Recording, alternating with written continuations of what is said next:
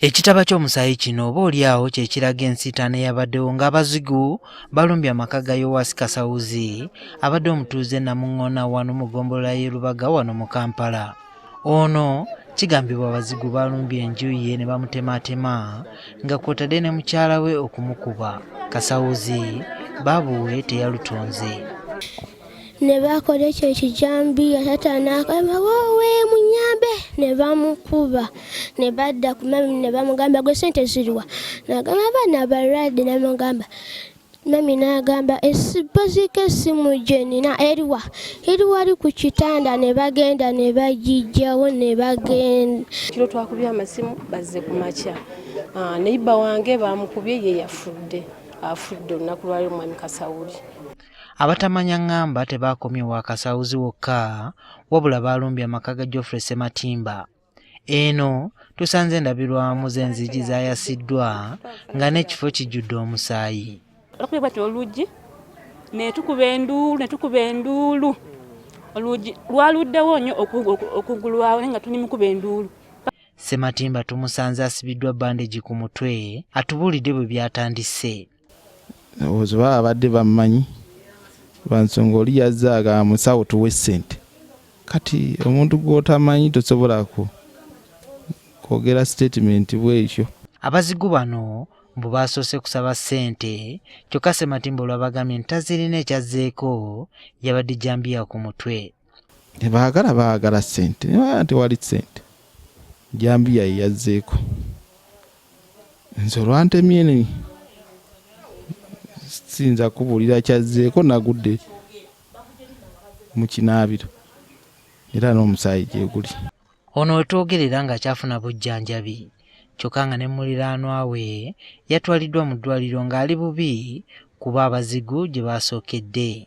Neiba kati okutegeera nti bamutemye yavuddeyo n'ajja nga yenna ayiika musaayi ng'abuuza tukole tutya obawulidde obalabye nga awunze. Waliwo n'amaka amalala agalumbiddwa era ng'abantu 4 be baalumiziddwa nga kwe kuli n'eyafudde wabula abatuuze balaze okutya olw'ebyokwerinda byabwe okulegeya. Ebyo nabyo kiva ku bulagajja bwa poliisi okutabala na kuteeka amaanyi mu kukuuma bantu baffe. Kaluli baali bakola basooka okutuweereza abasirikale naye kati bano be baaleeta tebabirina.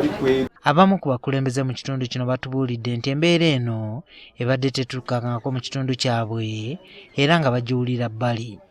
Naye batutimaye naddala mu biseera bino ebyakayita kwe kulaba nga ne buno obumenyi bw'amateeka tusobodde okulaba nga bukula.